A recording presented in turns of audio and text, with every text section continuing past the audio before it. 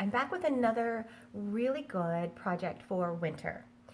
And of course, this would apply to any time of year, but in the winter, we live in the north, so I tend to really miss green outside. It goes really white, it goes really gray, it goes really dirty. So I think it's important to make sure that you have lots of green and fresh live plants in your house. And it's not difficult, and you know what?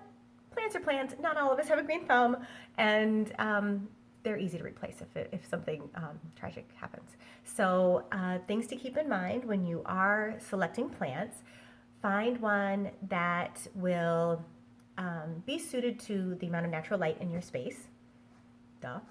And get one that is as big as possible for your space. Sometimes you'll have a couple empty corners in a dining room or a living room, and a really large, glorious plant, like you can kind of see one of my guys behind me, can really fill that space and make an impact in a room.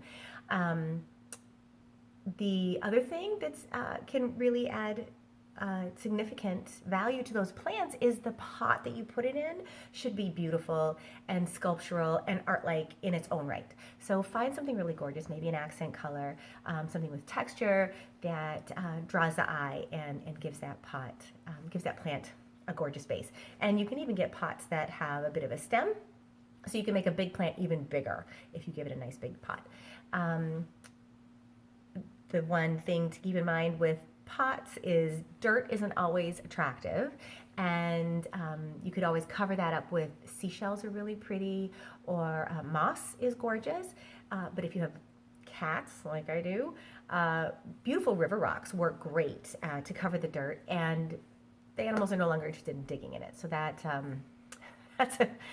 a great tip for those. And the river rocks can be gorgeous. They can be black, they can be the multicolor, they could be the white ones, whatever works with your style and your aesthetic.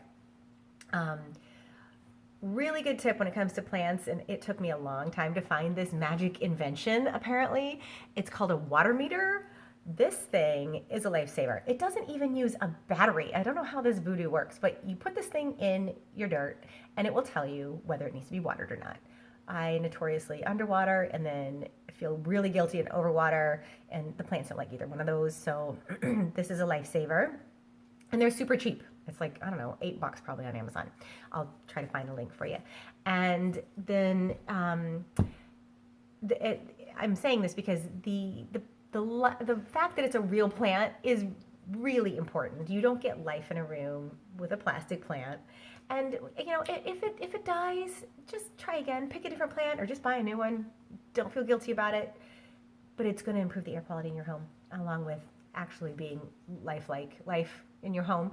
And then the last thing to do, which is I think as important as the plant itself, is again lighting. There's some really great little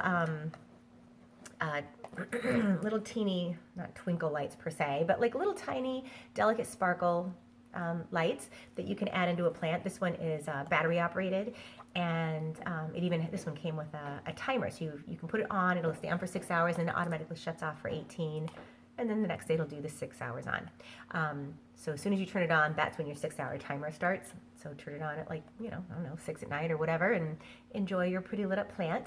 Or, and I don't have one to show you, but there's plant uplights that I put in, like these bigger plants that clip either on the back of the pot, or you can just stand up inside on those rocks or whatever, and it will shine a beautiful light up behind the plant, and you'll get these gorgeous shadows on your wall and on your ceiling from them. And it makes a great night light also. So for ambiance, add lights to your plants, and it'll be worth it. You will be surprised at the impact it has in your space. It really, even people that are not initially plant lovers become them after I pop these in corners in their home. So try to put a plant in every single room in your house, and it'll help the winter go by a little faster and be a little brighter. All right, if you have some suggestions about what plants work well for you that are hard to kill, I would love to hear them. And if you have plants that you definitely think we should stay away from, I'd love to hear those too. Okay, talk to you later, guys. Thanks. Bye.